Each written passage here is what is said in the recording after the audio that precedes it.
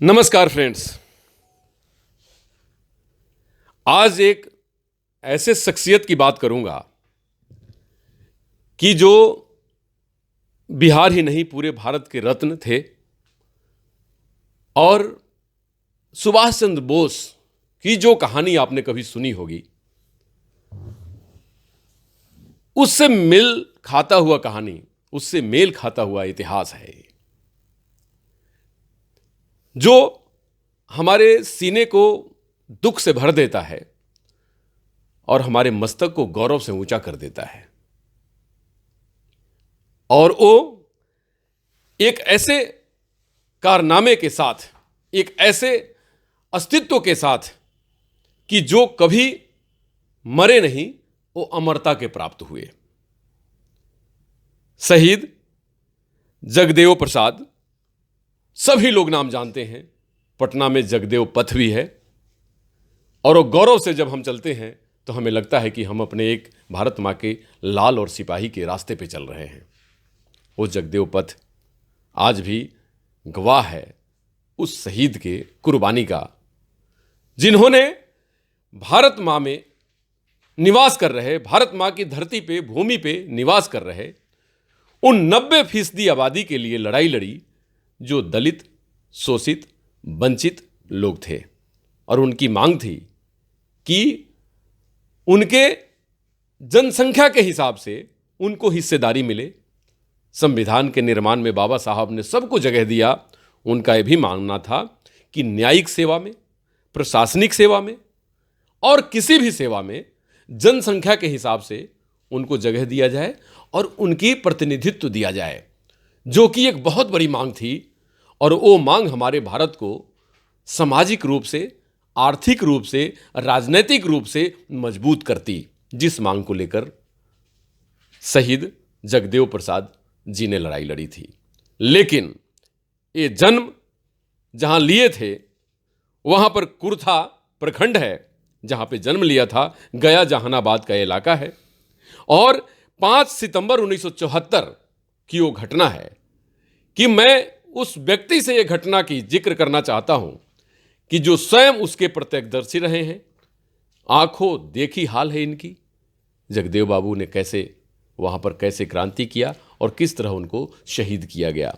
और ये है कोई और नहीं, इनके साथ उस समय वहां मौजूद डॉक्टर संत कुमार सिंह, जो कि अभी इनके सारे कार्यक्रमों को लेकर पूरे झारखंड, बिहार और पूरे भारतवर्ष के दौरा कर रहे हैं और युवाओं को और खास करके समाज के उन वंचित, दलित, शोषित वर्ग को जोड़ना चाहते हैं जो इस समाज में आज भी उनको हक नहीं मिला है।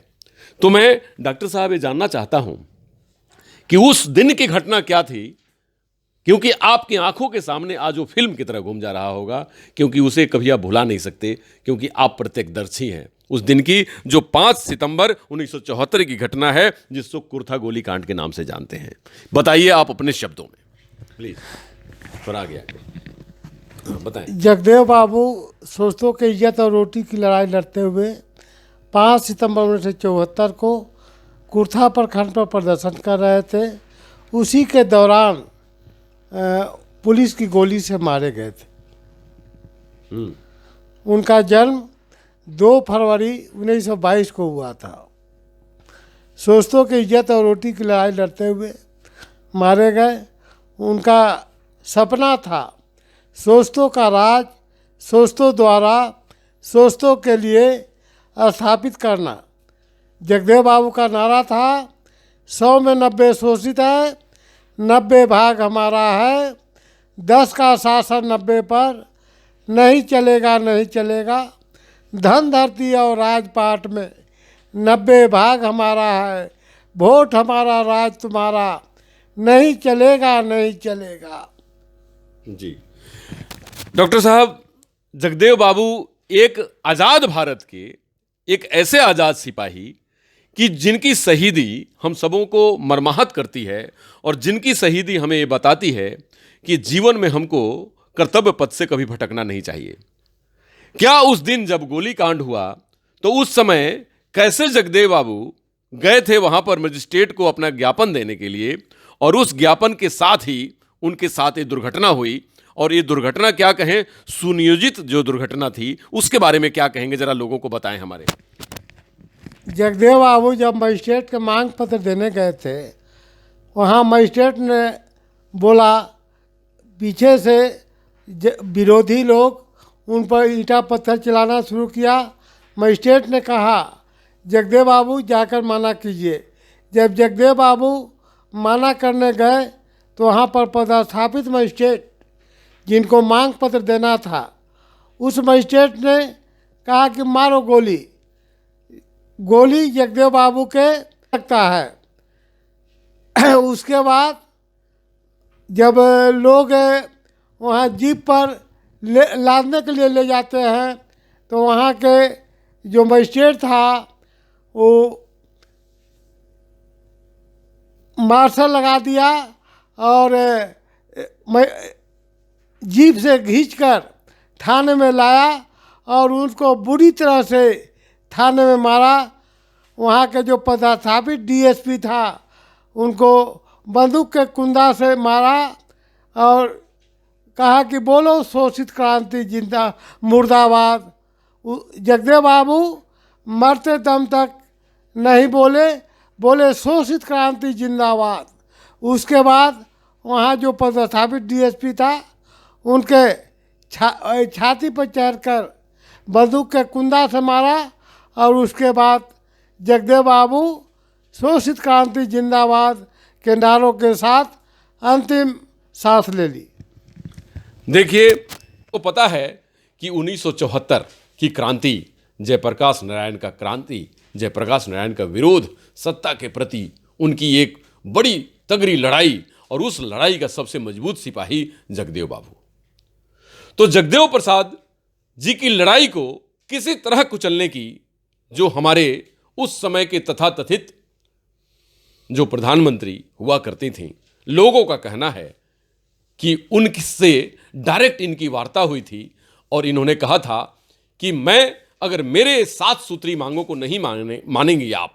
7 सूत्री मांगों में था कि न्यायिक, प्रशासनिक और दलित, शोषित, वंचित को उनके संख्या के आधार पर उनको प्रतिनिधित्व दें। अगर ये नहीं मानेंगी तो मैं प्रखंड और गांव स्तर पर और जन जन के स्तर पर आपका विरोध को करूंगा और आपके पूरे प्रतिनिधित्व को मैं कटघरे में खड़ा करूंगा। तो वो चैलेंज कोई कैसे बर्दाश्त करे जिसको किसी पूर्व प्रधानमंत्री ने कभी कहा था कि ये तो साक्षात दुर्गा। और मैं इतना जरूर चाहता हूं कि डॉक्टर साहब, जब ये घटना हुई उसके बाद बड़े सारे दलित, शोषित या वंचित समाज से लोग आए, नेतृत्व किया, राज्य को चलाया, देश को चलाया, लेकिन कभी भी जगदेव प्रसाद जी के लिए किसी ने आवाज नहीं उठाई, इनके लिए कभी ने कोई न्याय नहीं मांगा। ऐसा कैसे हो सकता है? इसके ऊपर क्या कहेंगे आप?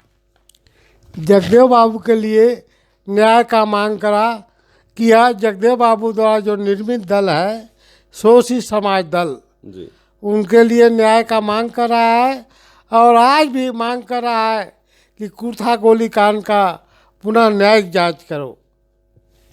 डॉक्टर साहब, कुर्था गोलीकांड अपने आप में बहुत ही मिस्टीरियस, जैसे सुभाष बाबू देश से चले गए, कब तक जीवित रहे किसी को पता नहीं, उसी तरह कुर्था गोलीकांड भी बड़ी मिस्ट्री है इसके अंदर। लेकिन दोस्त, इतना मैं जरूर कहूँगा कि जिस समाज की लड़ाई डॉक्टर साहब लड़ रहे हैं उसके बड़े बड़े लोग संरक्षक हैं। अगर नाम मैं पढ़ूंगा तो आप बहुत ही गौरव से कहेंगे कि क्या इसमें भी न्याय मिलना असंभव है। जैसे संरक्षक मंडल में, जिनका नाम है मार्गदर्शक मंडल में, हमारे हाथ में ये पॉम्पलेट है, इसमें लिखा है माननीय नीतीश कुमार, नहीं पहले लालू प्रसाद, और उससे पूर्व में लालू प्रसाद जी, इसके बाद नीतीश कुमार जी, इसके बाद हेमंत सोरेन जी, इसके बाद भूपेश चंद्र जी बघेल जी, माननीय अशोक गहलोत जी, माननीय मुरारी गौतम जी, इसके बाद उपेंद्र कुशवाहा जी, संतोष कुमार कुशवाहा जी, महाबली सिंह कुशवाहा जी, बागी कुमार वर्मा, राजबंशी महतो, अरुण सिंह, महानंद सिंह, अजीत सिंह कुशवाहा, अमरजीत कुशवाहा, इन सब के कई एक दर्जनों ऐसे नाम हैं। और इसमें सभी लोग समाज के बड़े पैरोकार हैं और समाज में सामाजिक न्याय के लिए लड़ाई लड़ते हैं। तो क्या डॉक्टर साहब इन लोगों ने आपकी मांग जो कुर्था गोली कांड है उसके ऊपर पुरजोर समर्थन किया, या आपके साथ खुलकर सामने आए, या नहीं आए तो क्यों नहीं आए? ये लोग खुलकर सामने आए और माननीय लालू प्रसाद जी का ही देन है कि जब माननीय लालू प्रसाद जी बिहार में मुख्यमंत्री थे उस समय लालू प्रसाद जी ने जगदेव बाबू को राजकीय सम्मान देकर सम्मानित किया और जगह जगह जगदेव बाबू का आदम कद मूर्ति बैठाया।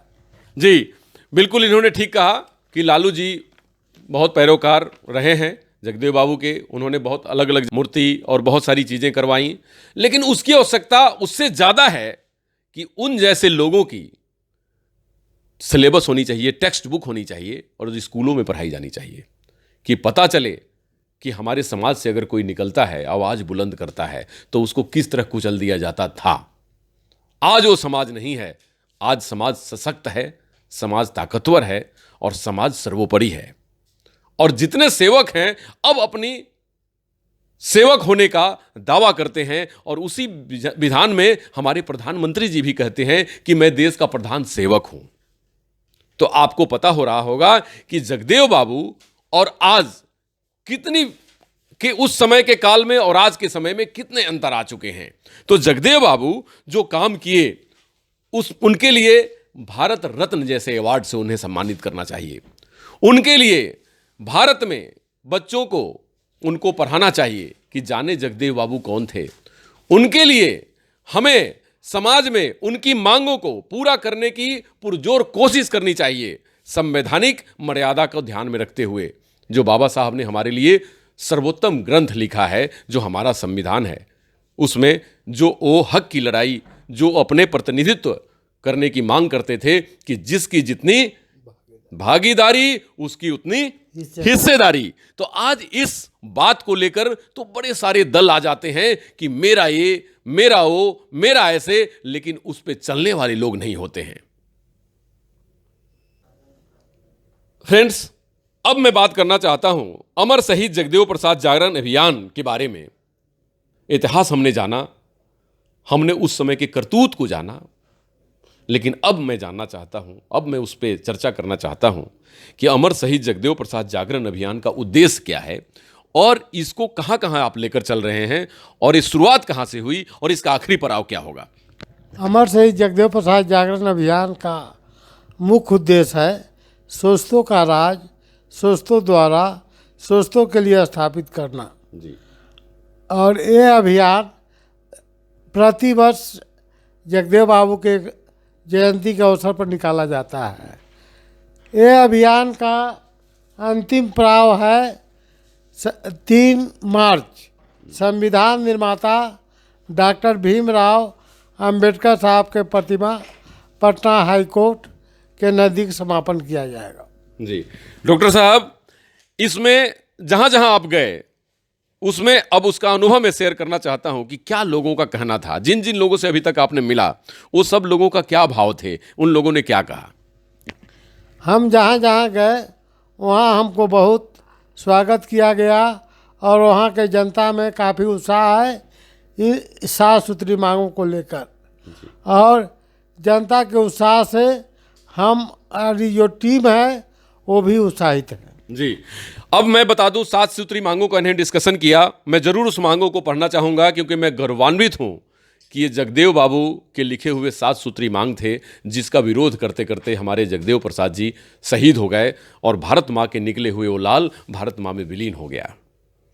वो सबसे पहले मांग थी। उसमें कुछ मांगे ऐसी हैं कि जो उनके लोगों ने, खास करके डॉक्टर साहब ने उसमें इंट्रोड्यूस की है, लेकिन अमूमन सारे मांग 100% लगभग उनके ही द्वारा बनाए हुए हैं। पहला, भारतीय संविधान के अनुच्छेद 312 के अनुसार न्यायाधीशों की नियुक्ति के लिए अखिल भारतीय न्यायिक सेवा आयोग का गठन किया जाए। दूसरा, व्यवहार न्यायालय से उच्चतम न्यायालय तक में न्यायाधीशों की नियुक्ति में अनुसूचित जाति, जनजाति, पिछड़ी जाति, अल्पसंख्यकों तथा आदिवासियों को जनसंख्या के अनुपात में आरक्षण लागू किया जाए। तीसरी, जातीय जनगणना शीघ्र प्रकाशित किए जाएं।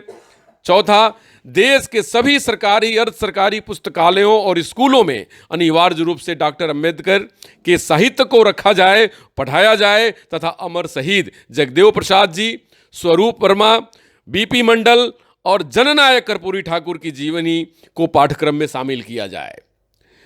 पांचवा, अमर शहीद जगदेव प्रसाद, महामना स्वरूप वर्मा, राम स्वरूप वर्मा, बीपी मंडल और जननायक कर्पूरी ठाकुर को भारत रत्न से सम्मानित किया जाए। ये मेरी भी मांग है।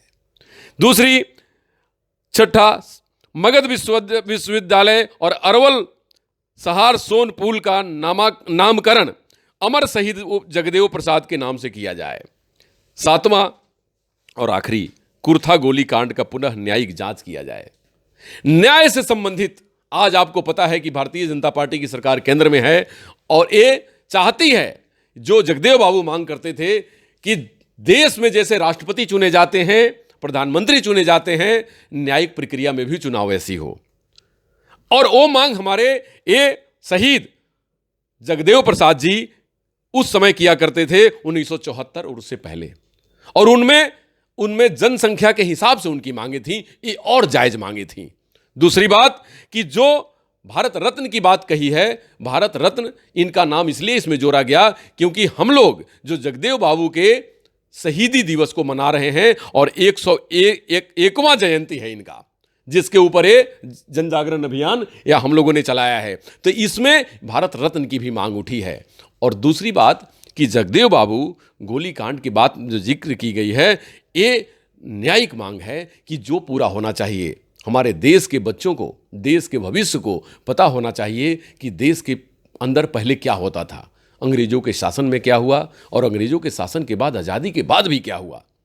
क्योंकि सत्ता तो हमने सुना है कि सत्ता मिलते ही इंसान मदमस्त हाथी की तरह हो जाता है, और हाथी निरंकुश जब होता है तो उसे पागल हाथी भी कहते हैं। और कोई उस समय का निरंकुश शासक ही एक भारत माँ के रत्न को भारत माँ से छीन लिया। और आज जिस मांग को हम कर रहे हैं, ये मांग तो 1974 से 80 के बीच पूरी हो जानी चाहिए थी, लेकिन आज 74 के बाद 2023 है। सोच समझ सकते हैं आप कि भारत हमारा सामाजिक न्याय में कितने स्टेप आगे बढ़ा होगा। तो आज जो भी सरकार काम कर रही हो, चाहे राज्य सरकार या केंद्र सरकार, आपको उनसे क्या मांग है डॉक्टर साहब, कि जो राज्य और केंद्र सरकार से मांग करते हैं, आप क्या कहना चाहेंगे? आप व्यवहार न्यायालय से उच्चतम न्यायालय तक जजों की नियुक्ति में दलितों, पिछड़ों, अल्पसंख्यकों और आदिवासियों को जनसंख्या के अनुपात में आरक्षण दो। भारतीय संविधान के अनुच्छेद 312 के तहत अखिल भारतीय न्यायिक सेवा आयोग का गठन करो। अरवल सहार सोन पुल का नामकरण अमर शहीद जगदेव प्रसाद के नाम पर करो। कुर्था गोलीकांड का पुनः न्यायिक जांच करो। जातीय जनगणना प्रकाशित करो। महामना अमर शहीद जगदेव प्रसाद, महामना राम स्वरूप वर्मा और कर्पूरी ठाकुर को भारत रत्न से सम्मानित करो। जी, यही मांगे अमूमन जो दोहराई गई, और यही मांग करती है ये मंच। और ये मंच वो वैसा मंच नहीं कि जिसमें हम कोई और राजनीतिक भाव रखें या राजनीतिक नफा नुकसान की बात करें। ये मंच सामाजिक न्याय का मंच है। ये मंच जो डॉक्टर साहब, डॉक्टर संत कुमार सिंह जी, राजू महतो जी और प्रोफेसर आचार्य मुन्ना जी, इन सब लोगों के साथ जो कार्य कर रही पूरी टीम है, वो अपने आप में एक अनूठी है। और ये कार्य इतनी महत्वपूर्ण है कि जो हम सब लोगों को 101वीं जयंती, भारत का अमृत काल भी चल रहा है। 75वीं आज़ादी मनाने के बाद 76वीं, इसके बाद 77वीं आएगा। हम लोग फिर 100 साल, जब भारत की आज़ादी की होगी, 25 वर्ष तक, इस 25 वर्ष, अगले 25 वर्ष तक अमृत काल मना रहे हैं हम लोग। लेकिन क्या इस 25 साल में भारत विकासशील से विकसित होगा? तो क्या हम अपने शहीद या अन्य शहीदों को भी, जगदेव बाबू के साथ मैं सभी शहीदों को कहता हूं कि क्या उनको भी न्याय मिलेगा? भारत माँ के रत्न को, भारत माँ के लाल को क्या वो जगह, वो पोजीशन, जैसे सुभाष बाबू की प्रतिमा आज पार्लियामेंट हाउस, इंडिया गेट के सामने लगाई गई जॉर्ज पंचम के प्रतिमा की जगह पर, क्या कुछ ऐसा होगा?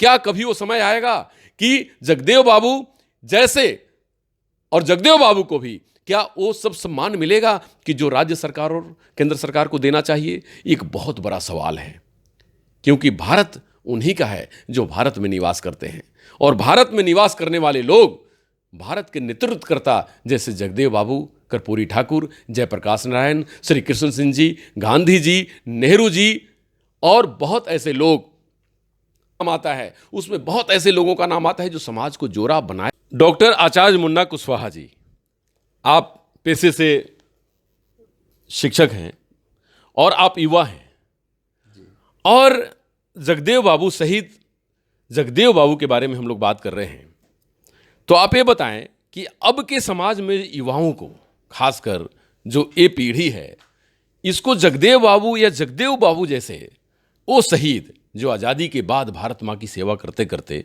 अपने प्राणों की आहुति दे दी, उनके लिए क्या सोच, क्या समझ और किस दिशा में चले कि उनको न्याय मिल सके और समाज में वो जो मांगे या जिस बातों को लेकर वो अपने आप को शहीद किए, उस बातों को पूरी की जा सके? क्या कहेंगे आप? देखिए, आज युवाओं के बारे में जो कह रहे हैं, हमारे युवा भटक रहे हैं। जो जगदेव बाबू का सपना था कि इस देश में युवाओं को रोजगार मिले, यहाँ के लोगों को बेहतर शिक्षा मिले, बेहतर चिकित्सा मिले, और यहाँ सामाजिक जो परिवर्तन है, जो समाज में दबे कुचले वंचित पिछड़े लोग हैं, चाहे वो न्यायालय में हो या सरकार में हो या पदाधिकारी के रूप में हो या उच्च शिक्षण संस्थानों में हो, सबको हक मिले और सबको प्रतिनिधित्व करने का मौका मिले जी। लेकिन आज हो नहीं रहा है, जिससे युवा वर्ग भी अपने आप को ठगा सा महसूस कर रहा है। कभी धर्म के नाम पर, कभी जाति के नाम पर लोगों को बरगला करके वोट ले लिया जा रहा है, लेकिन उनके सपनों को जो पूरा करने का जो वादा करते हैं वह पूरा नहीं कर पा रहे हैं। प्रोफेसर साहब, एक बात और भी है कि युवाओं के सामने आज रोजी रोटी का सवाल है। युवा आज रोजी रोटी के वजह से अपनी जिंदगी का आधे समय में स्ट्रगल और जद्दोजहद में बिता देते हैं। पहले के लोगों के पास समय भी था और संसाधन भी थे, लेकिन अब तो संसाधन की अगर बात करें तो बहुत कम, जनसंख्या बहुत ज़्यादा, देश के ऊपर बहुत सारा दबाव, देश के ऊपर बड़े सारे जिम्मेवारियां, और हमारे युवाओं की वो सोच, इसमें कैसे अपने उन लोगों को प्रतिस्थापित किया जाए और सामाजिक न्याय के लिए किस राह पे चल के सब लोगों को न्याय दिलवाने की बात की जाए?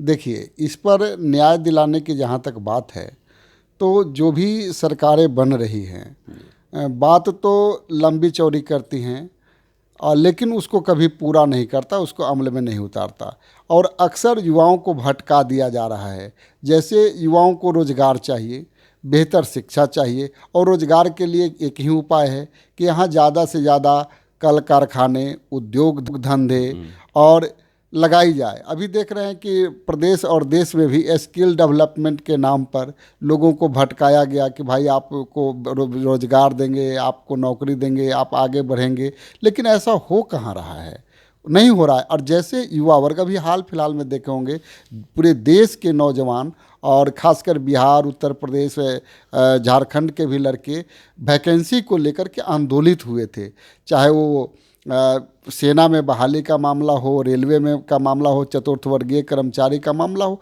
ये ऐसा बड़ा सेक्टर था जहां बड़े स्तर पर गरीबों, दलितों, पिछड़ों और खास करके ग्रामीण लोगों को बड़े पैमाने पर रोजगार देता था। आज सबका निजीकरण किया जा रहा है। संविधान में ऐसा नहीं था कि निजीकरण करके लोगों को रोजगार मारेंगे। निजीकरण में आप भी जानते हैं और हम भी जानते हैं कि जैसे निजीकरण होता है तो पहले खेतों में जैसे मजदूरों का शोषण होता था, आज वैसे कल कारखानों में और जो सरकारी जो व्यवस्था था उसमें लोगों को ठेके पे बहाल करके शोषण किया जा रहा है। पहले भी शोषण हो रहा था और आज भी शोषण हो रहा है। यही व्यवस्था तो कायम है और इससे युवा वर्ग अपने आप को ठगा महसूस कर रहा है। जी प्रोफेसर साहब, अब जगदेव बाबू की बात हम लोग कर रहे थे।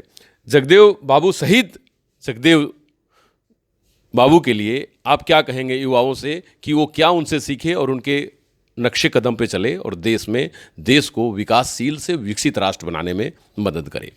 देखिए, अभी तक हम जितने जगह पे जा रहे हैं, और एक बड़ा आपको आश्चर्य होगा कि जितने भी हमारे युवा वर्ग हैं वो साइंस पढ़ रहे हैं, केमिस्ट्री पढ़ रहे हैं, मैथ पढ़ रहे हैं, रोजगार परक शिक्षा तो ले रहे हैं, लेकिन वो इतिहास नहीं पढ़ रहे हैं। अपने महापुरुषों के जीवनी और अपने महापुरुषों के संघर्ष को नहीं पढ़ रहे हैं, और नहीं पढ़ने के कारण वो भटकाव की स्थिति में हैं।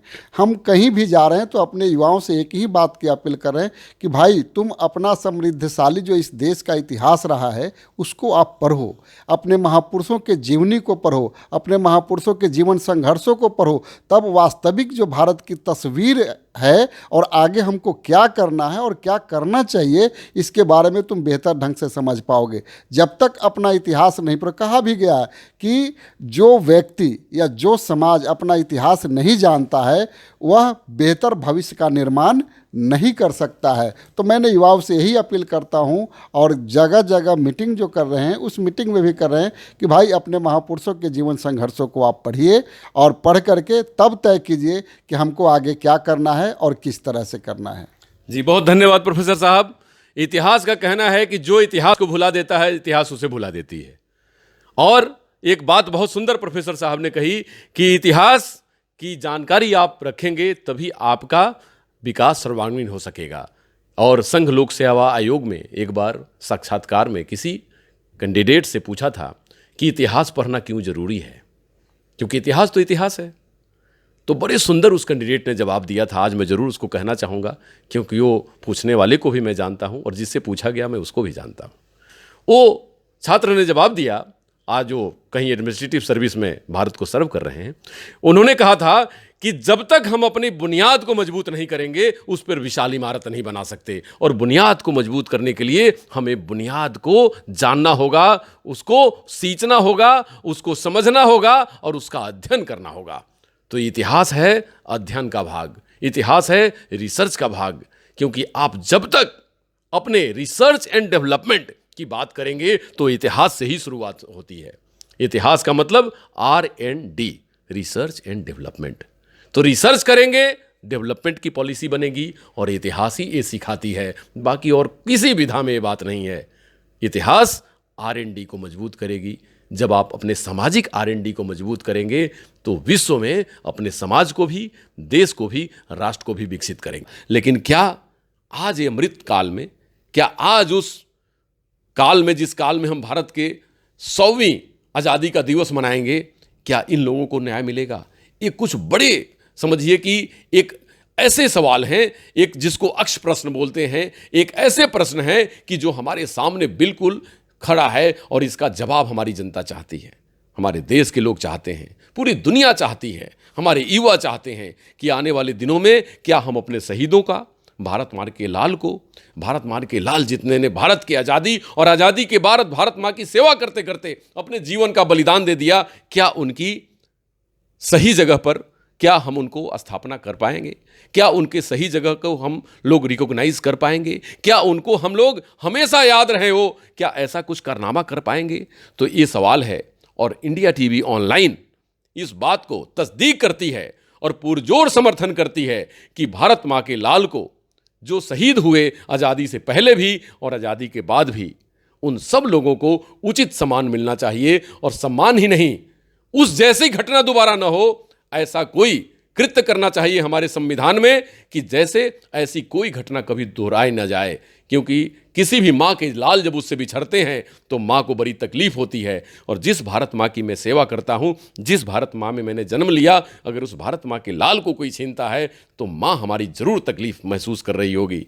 तो भारत माँ से प्रेम रखने वाले लोग हमेशा भारत माँ के लाल की संरक्षण, संवर्धन और उनके विकास की बात करेंगे, न कि उनकी विनाश की बात करेंगे।